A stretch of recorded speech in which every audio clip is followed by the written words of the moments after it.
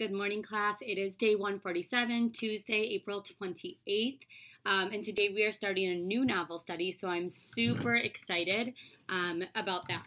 So this week we're going to start reading the book Tales of a Fourth Grade Nothing by Judy Blume. Let me actually quickly, I think I can pull this up for you. Tales of a Fourth Grade Nothing by Judy Blume. So you can see a picture of the front cover. So if you look, maybe you've seen it before. This is, I think, the copy of like what we had at our school. Obviously, there's tons of different covers for this story. This is probably the most common one. I do think we might have had a few that had this cover, and maybe some that had this cover. But overall, it's kind of a similar looking cover. The cover's just changed because this book's been around for a little while because it's so good. It's a New York Times bestseller, and it's just a really funny book. So this is Peter. Peter is going to be one of our main characters, and then this is Fudge. Fudge is his little brother, and that's another one of our main characters. And you can see in the picture, Peter looks a little concerned, and Fudge is carrying like I think it's a fishbowl with a frog in it, kind of running around looking like he's being a little bit wild. And so that's good to know because that will help us a lot later in the story. Also, again, you see the turtle here. On this cover, you just see the turtle with a little hat on. So keep that in mind as you're reading. In this one, again, you see Fudge with the turtle, Peter right here. So those are going to be our two main characters. You'll also notice that his parents are also in the story, and then there's different people in and out of the story throughout. Oh, I'm sorry, I meant to have this floating on top. So there we go. So I'm really excited about this. Like I said, it's a funny book. It's also a pretty short book. So we're probably going to finish this in about 2 weeks.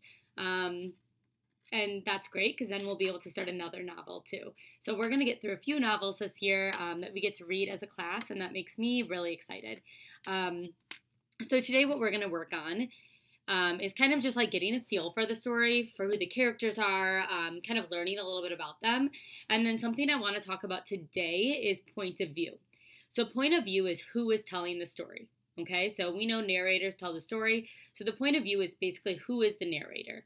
Different narrators can tell about an event in a different way. So for instance, like in class, say something happens in class like, I don't know, Miss Falby trips over a cord. I might tell that story differently than a student would tell that story because we both experienced the same event, but we have a different way of telling the story, okay? So first person narration, the two that we're going to talk about today are first person and third person. First person narration is when the narrator is in the story. So it's somebody who was there. So for instance, like if in that case about me, like I was at the story, if I'm telling it about myself, I would say, I was just walking, around the classroom, and then there was a cord on the ground, and I didn't see it, and I tripped over it, and I fell, and I hurt my knee, and I was feeling kind of upset and embarrassed because I fell in the middle of the class. You'll hear that I was talking about my thoughts and feelings. I told you I was feeling embarrassed because I fell in the class. You also heard me say the word I a lot. That is an indicator that the story is in first person. If you see the word I, me, us, we, my, our, you know that it's a first person narration because I'm saying I am the narrator. So that's first person. Anytime you see the word I, that's probably the biggest indicator. And again, you'll be hearing the person who's telling the story, their thoughts and their feelings. So you'll learn a lot about that person. So in that story, you would learn a lot about me. Versus if Miss Curry is telling the story after she heard about it later, she would be saying she would be somebody who's not part of the story. She wasn't there when I fell, but she's telling the story after I've maybe told it to her, okay? And she would be talking about how I felt. So you would hear words like he, she, they, them. So you would maybe hear her say like, Miss Falby was walking around the classroom. She was checking in with students, and she, again, see me, she didn't see the cord. So she tripped and fell over the cord, and she was so embarrassed. Again, the whole time she's talking about me. She's not talking about her own feelings. She's talking about somebody else because she wasn't there. And she might say, the students, they helped her up and asked her if she was okay. So again, you're hearing she and they. And again, it's about the person who's telling the story wasn't there. She's just explaining what happened. Okay? So today what you're going to do is you're going to identify who the narrator of the story is. Is it first-person narration or is it third-person narration? So you're going to read the chapter. You're going to highlight or underline the pronouns in one of the paragraphs. You're going to identify if it's first or third-person narration and then find evidence to support your answer. So I did it with I did an example for you guys from Because of Winn-Dixie. So I took the first paragraph of Because of Winn-Dixie, and I'm going to read it out loud and tell you how I would do it. So read the chapter. My name is India Opal Baloney, and last summer, my daddy, the preacher, sent me to the store for a box of macaroni and cheese, some white rice, and 2 tomatoes, and I came back with a dog. This is what happened. I walked into the produce section of Winn-Dixie grocery store to pick out my 2 tomatoes, and I almost bumped right into the store manager. He was standing there, all red-faced, screaming and waving his arms around. I missed one, so this is the other one I would highlight, my. So first I read it. Now I'm going through and I'm highlighting the pronouns. So I notice my, me, I, my, I. Now, this part I do see he and his, but this is just talking about what she saw. She's still explaining it, so I'm not going to underline that part. So what I saw was all of these different pronouns. So this is definitely, so if I see I, my, I'm seeing all the ones that are in this section. I know that the narrator is India Opal Baloney, and she's the main character in the story. So it's definitely being told by the main character in the story. You're hearing what happened from her point of view, okay? So the answer is A. The correct answer is A, first person point of view. The evidence I chose was I just chose any evidence that showed it had the I's in it. So, or me or my. In the text it says, I walked into the produce section of Winn-Dixie's grocery store to pick out, and I could highlight this, I missed that one, to pick out my 2 tomatoes, and I almost bumped right into the store manager. Now the bonus question is, what character is the narrator? So we know it's that I, but who is I? So up here, this one helped us figure it out because it tells you right here. My name is India Opal Baloney. So I already put that down. India Opal, and I could add this. And that was my bonus question. All right, so today you're going to do the same thing with the story that we're starting to read today. So again, I put a copy of this passage here so that you can highlight just like I did up here. Remember to highlight. All you have to do is put your like this little thing over it. So you click down and hold it, and then it highlights like that. And then you go up here, and where it says highlight color, this little thing, you highlight it. Okay? And then if you want the highlight gone, you just press none. All right. So you're going to do the same thing with this one, but we are going to read our story today. So it's a pretty quick chapter. So it's called Chapter 1, The Big Winner. I won dribble at Jimmy Fargo's birthday party. All the other guys got to take home goldfish in little plastic bags. I won him because I guessed that there were 348 jelly beans in Mrs. Fargo's jar. Really, there were 423, she told us later. Still, my guess was the closest. Peter Warren Hatcher is the big winner, Mrs. Fargo announced. At first, I felt bad I didn't get a goldfish too. Then Jimmy handed me a glass bowl. Inside, there was some water and 3 rocks. A tiny green turtle was sleeping on the biggest rock. All the other guys looked at their goldfish. I knew what they were thinking. They wished they could have a green turtle too. Pause there. So before we move on, I want us just to be thinking as we're going through the story. So I want to ask you, where are they right now? And then what just happened that was important, because this is going to be important throughout the whole story. So right now the setting is Jimmy Fargo's birthday party. And the most important thing that happens is at this birthday party, he won a tiny green turtle. And he named it Dribble. Keep that in mind. Let's keep going. I named my turtle Dribble when I was walking home from Jimmy's party. I lived at 25 West 68th Street. It was an old apartment building, but it's the one of the best elevators in New York City. There are mirrors all around. You can see yourself from every angle. There's a soft cushioned bench to sit on if you're too tired to stand. The elevator operator's name is Henry Belveheimer.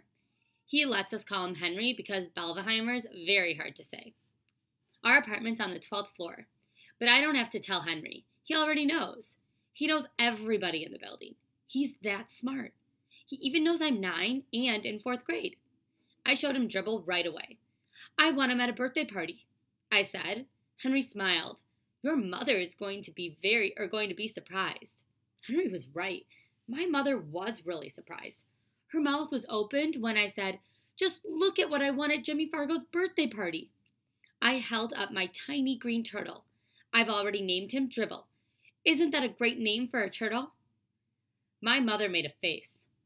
I don't like the way he smells, she said. What do you mean? I asked.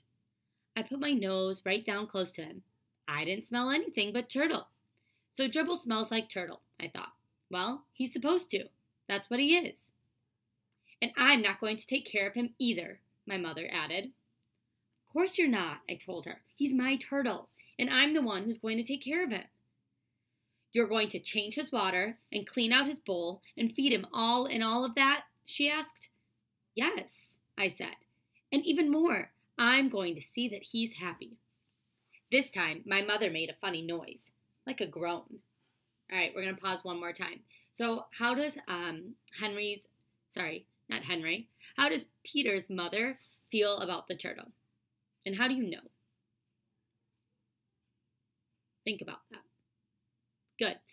So it seems like Peter's mom doesn't like the turtle very much. So she already told us, we know that because she said, I don't like the way he smells. She said, I'm not going to take care of him. And she kind of groaned already. She'd made a funny noise like a groan. Like she doesn't seem to be very excited about him having this turtle. Let's keep going. I went into the bedroom. I put Dribble on the top of my dresser. I tried to pet him and tell him that he would be happy living with me. But it isn't easy to pet a turtle. They aren't soft and furry, and they don't lick you or anything. Still, I had my very own pet at last. Later, when I sat down at dinner table, my mother said, I smell turtle. Peter, go and scrub your hands. Some people might think that my mother is my biggest problem. She doesn't like turtles, and she's always telling me to scrub my hands. That doesn't mean just to run them underwater. Scrub means I'm supposed to use soap and rub my hands together, and I've got to rinse and dry them. I ought to know by now. I've heard it enough. But my mother isn't my biggest problem. Neither is my father. He spends a lot of time watching commercials on TV. That's because he's in advertising business. These days, his favorite commercial is the one about Juicio. He wrote it himself.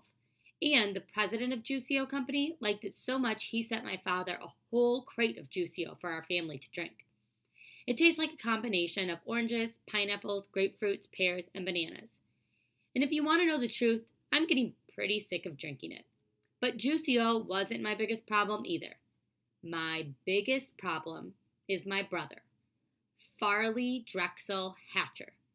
He's 2.5 years old. Everybody calls him Fudge. I feel sorry for him if he's going to grow up with a name like Fudge. But I don't say a word. It's none of my business. Fudge is always in the way. He messes up everything he sees. And he gets mad, he throws himself flat on the floor, and he screams.